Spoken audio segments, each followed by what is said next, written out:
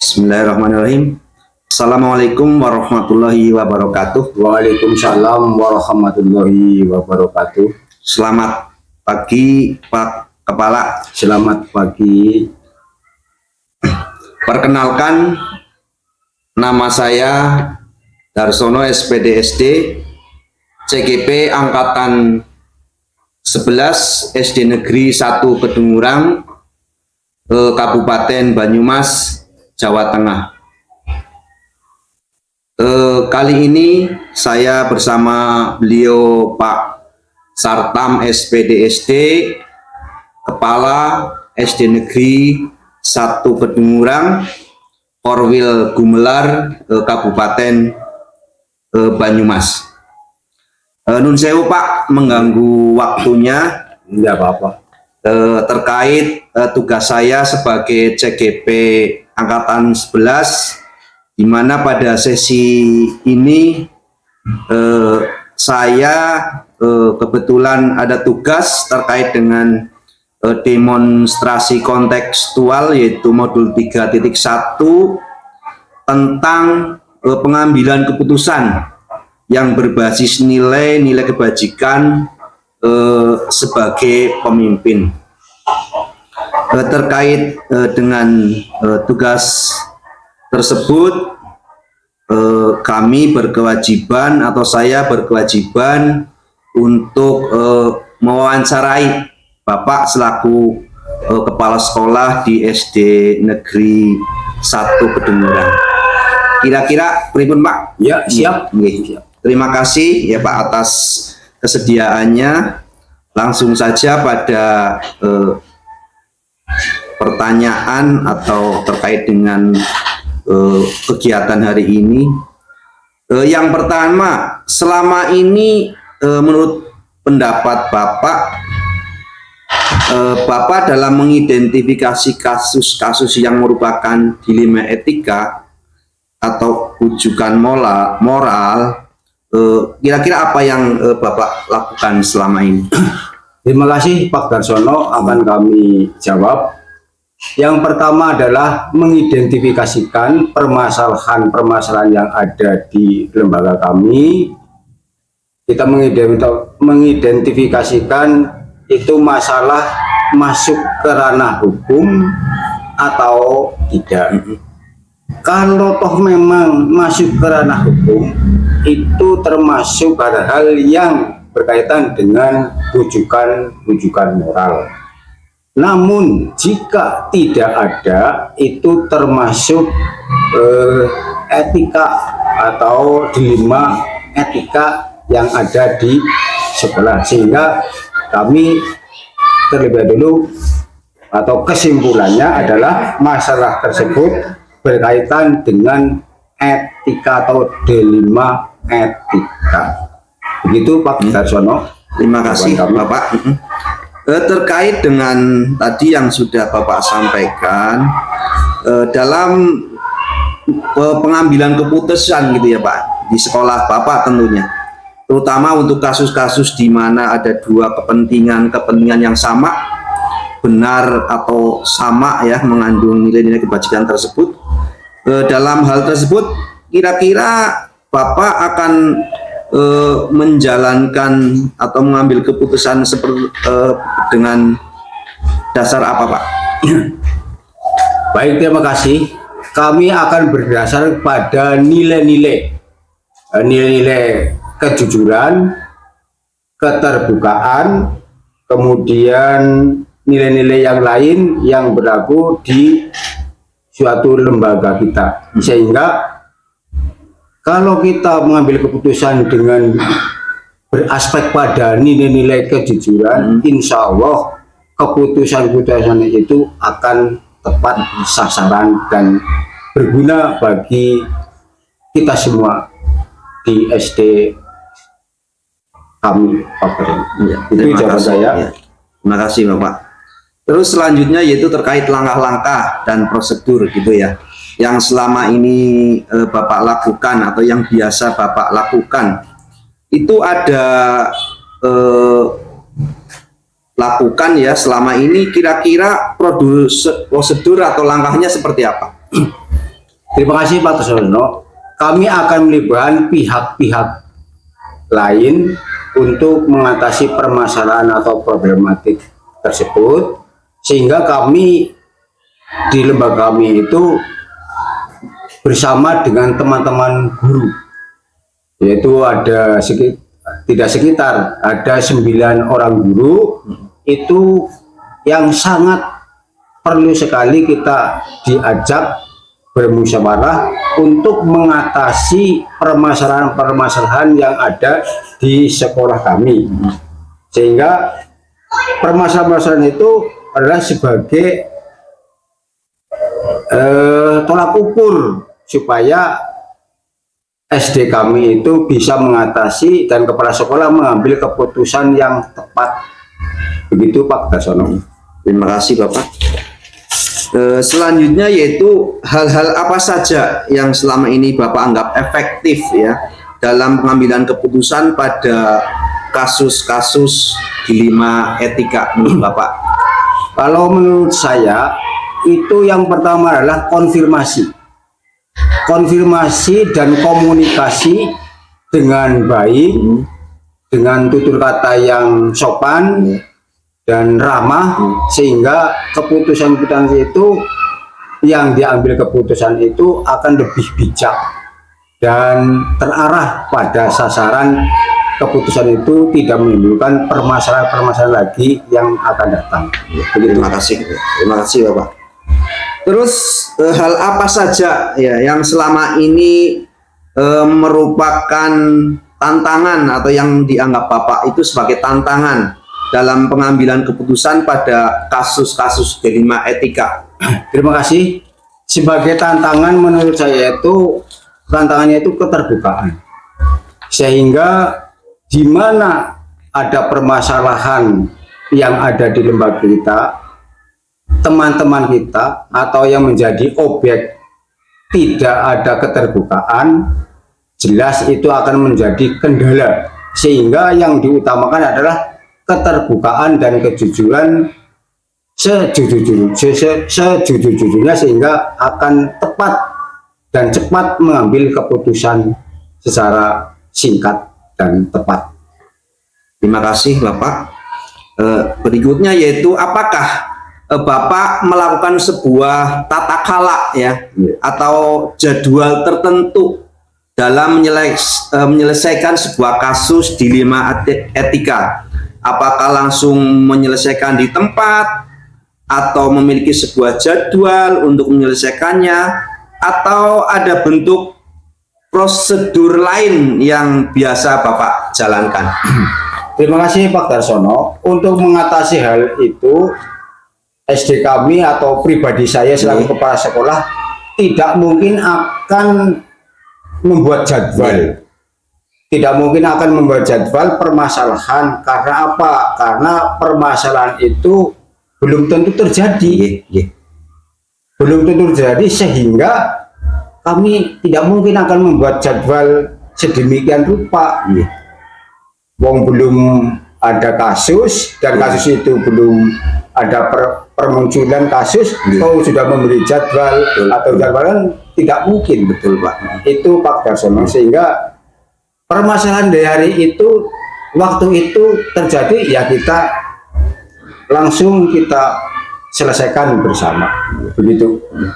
Terima kasih Bapak. Yang berikutnya yaitu terkait adakah ya Pak seseorang atau faktor-faktor apa yang selama ini mempermudah atau membantu Bapak dalam pengambilan keputusan khususnya dalam kasus-kasus dilema etika Bapak? Terima kasih Pak Darsono. Kami akan menjawab faktor-faktor tersebut. Itu adalah teman-teman kita. Teman-teman kita itu sangat potensi dan sangat penting untuk memberikan sumbangsihnya untuk ikut rembuk atau musyawarah untuk memutuskan permasalahan-permasalahan yang ada di lembaga kami, sehingga teman-teman merasa terlibat dan diewongkan, cara bahasa Jawanya seperti itu. Begitu Pak. Oke. Terima kasih. Ini adalah pertanyaan yang terakhir ya Bapak terkait dengan kegiatan hari ini. Dari semua hal yang telah Bapak sampaikan ya, pembelajaran apa yang Bapak bisa petik dari pengalaman atau pada Bapak selama mengambil keputusan dilema etika Bapak? Ya. Terima kasih. Untuk mengatasi dilema etika, yang terpenting adalah kita berpihak kepada siswa atau murid, sehingga kita dapat menciptakan lingkungan sekolah yang lebih baik, kondusif, dan teman-teman juga ikut di dalamnya, sehingga mengambil keputusan itu dengan rasa ikhlas, dengan rasa senang, tepat, tidak ada permasalahan yang tidak ada permasalahan yang lain di sekolah kami. Itulah pertanyaan panjenengan, saya jawab seperti itu, Pak Darsono. Terima kasih Bapak atas jawaban-jawaban yang sudah saya sampaikan. Sekali lagi saya juga mengucapkan terima kasih atas waktunya yang sudah beliau Bapak sempatkan ya, walaupun dengan berbagai aktivitas sudah bersedia dalam kegiatan hari ini.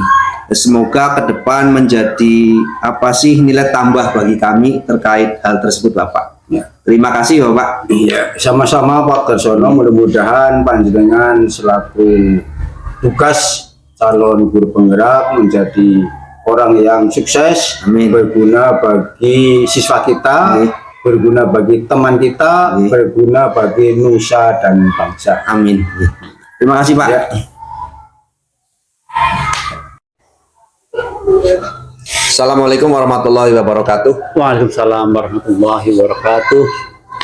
Perkenalkan, nama saya Darsono, SPD SD, CGP Angkatan 11, SD Negeri 1 Kedungurang, Korwil Cam Dindik Gumelar, Kabupaten Banyumas.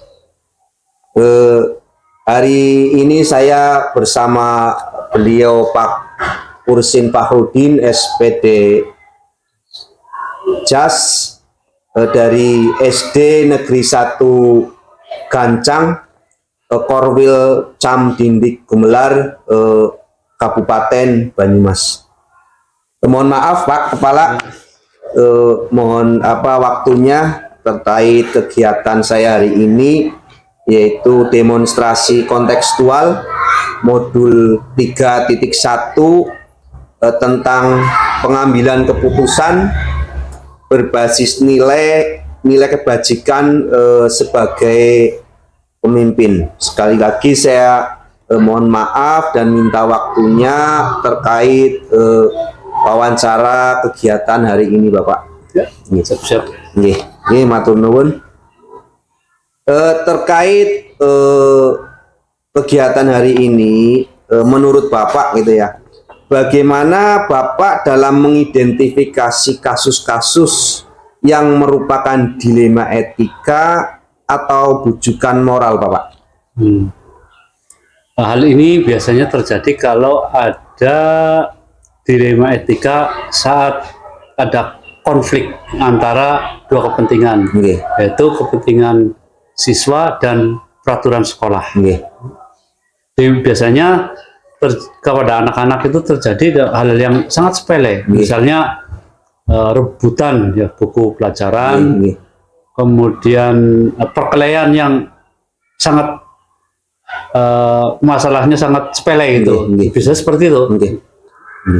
Terima kasih Bapak. Terus bagaimana Bapak menjalankan pengambilan keputusan di sekolah Bapak, terutama untuk kasus-kasus di mana ada dua kepentingan yang sama atau sama-sama benar begitu, atau sama-sama mengandung nilai kebajikan Bapak? Biasanya saya tidak langsung memutuskan sendiri, tapi mengajak rekan-rekan guru atau pengelola sekolah untuk mengambil keputusan atau mempertimbangkan dari berbagai sisi agar nanti keputusan itu bisa diterima oleh orang banyak. Oh, nggih, matur nuwun Bapak. Terkait dengan hal tersebut, bagaimana langkah-langkah Bapak atau prosedur seperti apa yang biasanya Bapak lakukan selama ini? Biasanya saya kumpulkan informasi sebanyak-banyaknya tentang permasalahan tersebut, kemudian identifikasi masalah yang bertentangan tadi, kemudian pertimbangkan dampak dari keputusan tersebut, kemudian diskusikan dengan berbagai pihak yang bersangkutan, dan barulah mengambil keputusan. Setelah mengambil keputusan, baru membuat rencana untuk pelaksanaan keputusan tersebut. Matur nuwun Bapak, sangat bagus sekali. Terus hal-hal apa saja Bapak selama ini yang menurut Bapak anggap itu efektif dalam pengambilan keputusan pada kasus-kasus dilema etika Bapak? Dalam mengambil keputusan yang paling efektif biasanya komunikasikan dengan berbagai pihak dengan jelas, kemudian transparansi dalam membuat keputusan, juga mengikuti prosedur yang sudah ada, memastikan bahwa keputusan itu sesuai dengan prinsip aturan di sekolah dan etika yang memanusiakan manusia atau berberi kemanusiaan. Terus begini Bapak, apakah Bapak memiliki sebuah tata krala ya atau jadwal tertentu seperti itu dalam sebuah penyelesaian kasus-kasus dilema etika? Apakah Anda langsung menyelesaikan di tempat atau memiliki sebuah jadwal untuk menyelesaikannya, atau mungkin ada prosedur lain Pak? Ya, untuk hal itu saya biasanya tidak memiliki jadwal khusus ya. Biasanya kalau ada suatu masalah secara spontan aja, usahakan selesaikan di tempat. Kalau tidak selesaikan di tempat, juga prinsipnya secepat mungkin permasalahan itu bisa terselesaikan.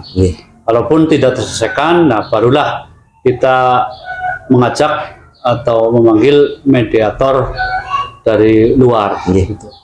Terima kasih. Terus adakah seseorang ya Pak atau faktor-faktor yang selama ini mempermudah atau membantu Bapak dalam pengambilan keputusan dalam kasus-kasus dilema etika Bapak? Terkait dengan orang-orang atau faktor yang membantu Bapak selama yang pasti dukungan dari tim kami ya, tentunya warga sekolah lah, itu yang paling utama. Kemudian pedoman etika yang jelas di sekolah tersebut atau di lingkungan kerja tersebut. Kemudian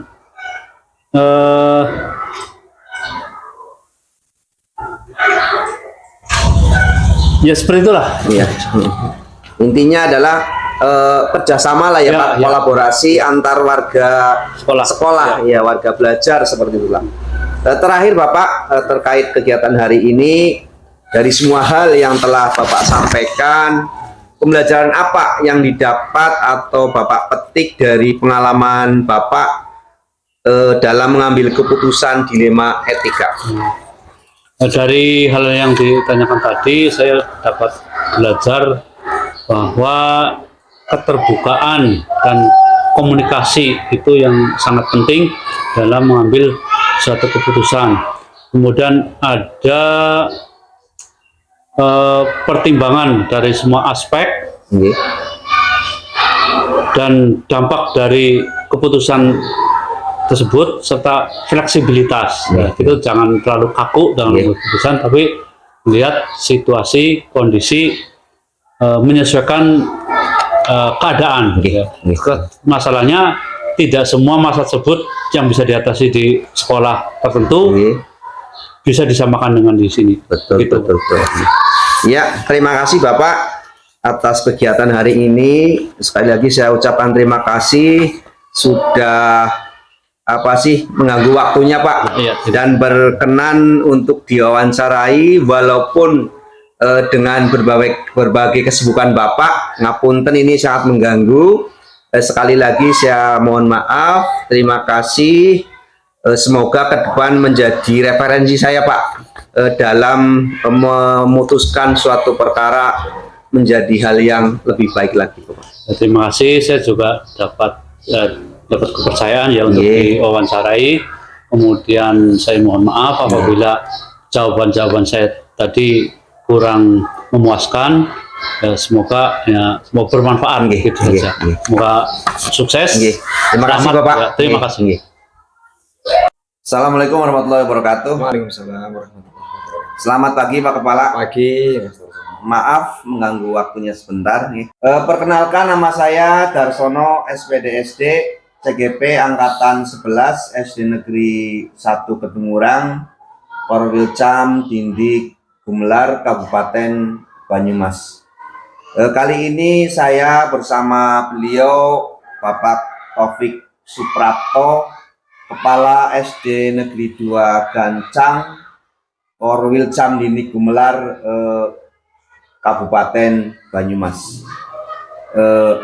Maaf Pak Kepala, terkait dengan kegiatan CGP Angkatan 11 yaitu demonstrasi kontekstual ya tentang pengambilan keputusan berbasis nilai-nilai kebajikan sebagai pemimpin. Mohon minta waktunya sebentar terkait dengan wawancara untuk kegiatan hari ini. Siap. Kira-kira bersedia ya Pak ya? Bersedia. Langsung mawon lagi Pak nggih. Siap. Selama ini Bapak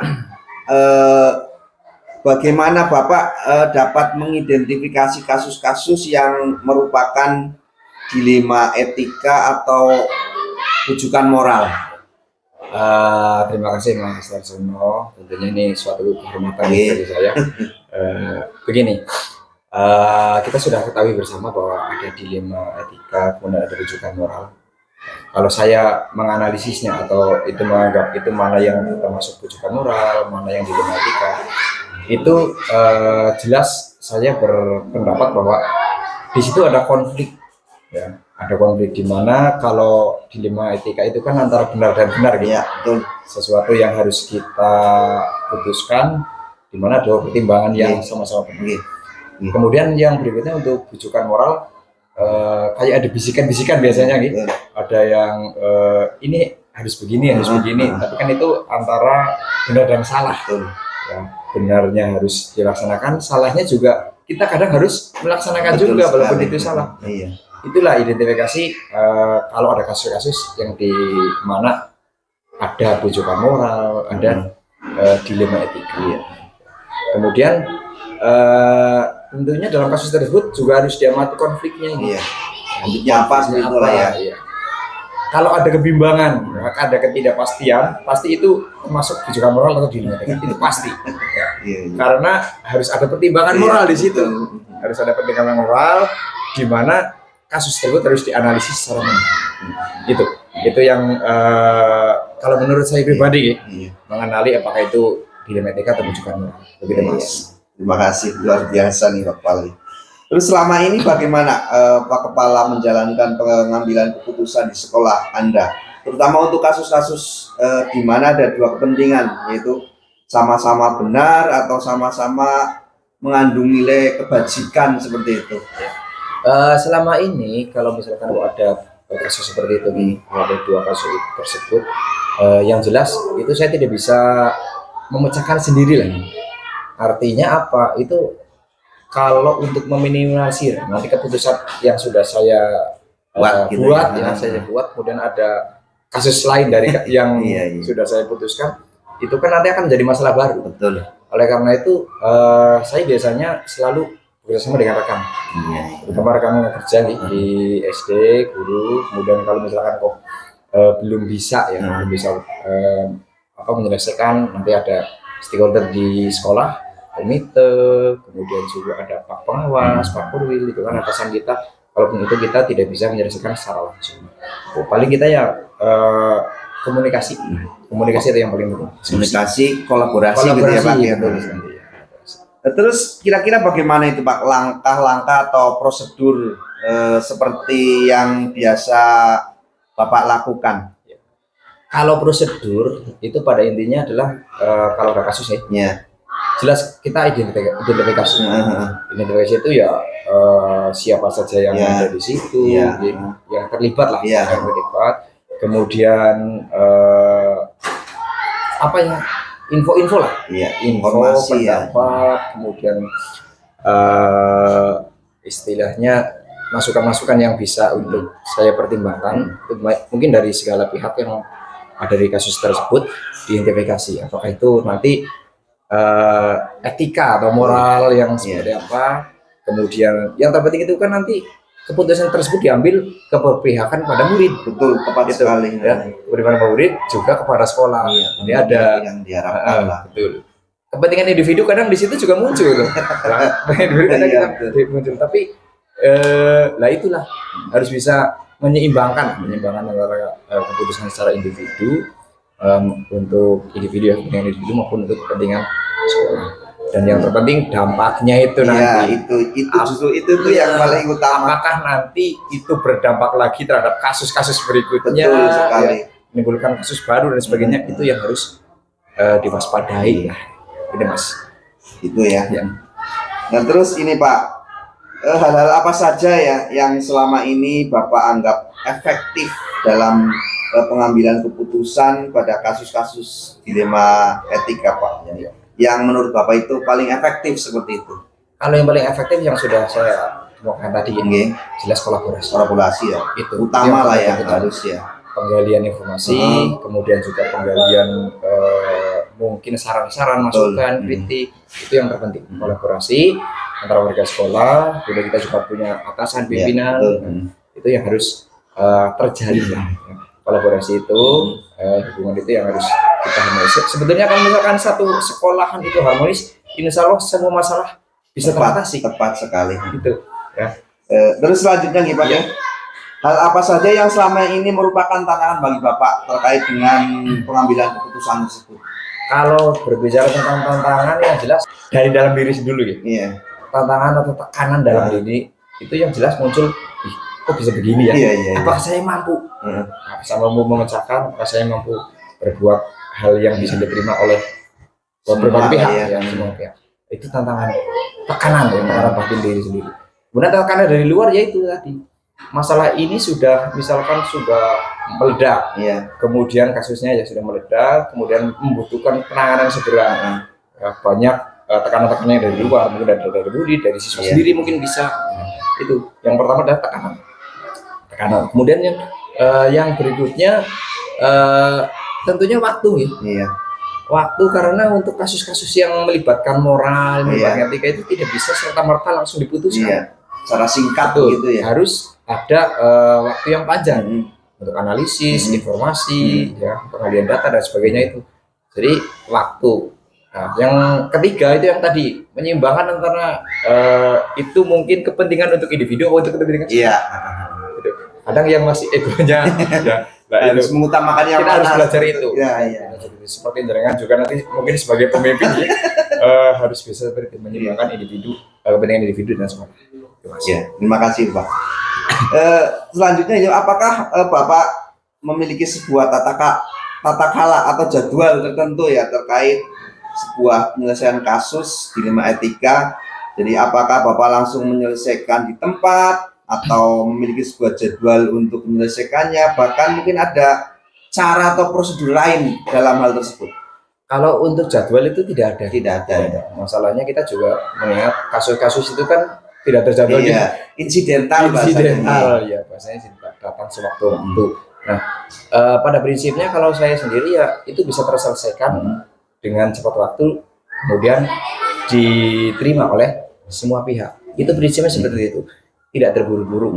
Ya, tidak terburu. Tadi sudah dikatakan waktu itu sudah panjang ya. Namun alangkah lebih efektifnya kalau misalkan ada kasus seperti itu bisa diselesaikan di tempat. Kalaupun tidak, kita punya atasan. Itu kita punya atasan, kita mungkin minta petunjuk, bimbingan dan sebagainya, arahan. Itulah langkah-langkah yang penting itu seperti itu. Iya. Terus selanjutnya terkait gini Pak, adakah seseorang ya atau faktor-faktor yang selama ini mempermudah atau membantu Bapak ya dalam pengambilan keputusan tersebut? Dalam pengambilan keputusan kembali lagi kita punya di sekolah kan ada tim manajemen, Iya, lomba dan sebagainya. Itu nah, orang-orang yang di dalamnya Iya, itu yang super, maksudnya sangat membantu sekali dalam diri saya. Pengelolaan bagaimana kinerja di sekolah, ya, itu yang sangat membantu saya. Dan juga yang terpenting adalah keluarga tentunya. Iya, pasti. Support dari keluarga apabila ada suatu kasus yang besar, Iya. ya otomatis punya tekanan juga keluarga. Mungkin mendengar dari yang lain dari luar, oh ini bapak kita seperti ini, nah, itu kan ada tekanan. Iya. Motivasi tekanan itu kalau misalkan kok dari pihak keluarga mendukung saya, ya, itu saya menjadi semangat tersendiri lah. Sebagai motivasi tersendiri begitu lah. Terus ini Pak, selanjutnya ada pertanyaan terakhir terkait kegiatan ini. Dari semua hal yang telah disampaikan, kira-kira pembelajaran apa yang Bapak dapat dari pengalaman Bapak mengambil keputusan di 5 etika? Kalau pengalaman yang sudah saya peroleh dari kasus yang sudah pernah saya alami, yang jelas dalam pengambilan keputusan itu kita harus menekankan etika. Etika, kemudian kalau untuk sekolah khususnya itu keberpihakan pada murid harus tetap kita jaga, kita jaga keberpihakan murid dari sekolah tentunya itu. Dan yang paling penting pengalaman tersebut, kasus yang sudah ada, kita kan tidak tahu, mungkin kita akan pindah tugas dan sebagainya. Masalahnya kita sebagai aparatur ya harus siap di mana saja. Manakala ini terjadi kasus ini terjadi di sekolah yang baru, di tempat kerja yang baru, itu kita sudah punya Siap lah. kita sudah punya apa istilahnya program-program, cara-cara, kiat-kiat yang mungkin nanti bisa disempurnakan lagi sehingga hasilnya Maksimal. maksimal. Kalau kemarin masih ada timbul masalah, mungkin di masalah yang muncul lagi nanti sudah tidak ada hal-hal yang tidak kita inginkan. Akhirnya diterima di semua. Sekali lagi saya ucapkan terima kasih kepada Pak Kepala sudah berkenan untuk diwawancarai, walaupun saya tahu persis kegiatan Bapak itu sangat sibuk, tapi sudah bisa meluangkan waktunya untuk saya pribadi terkait dengan kegiatan tugas CGP. Maaf apabila banyak kekurangan. Semangat terus, semoga cepat selesai. Amin. Terus. Matur nuwun Pak. Siap. Terima kasih.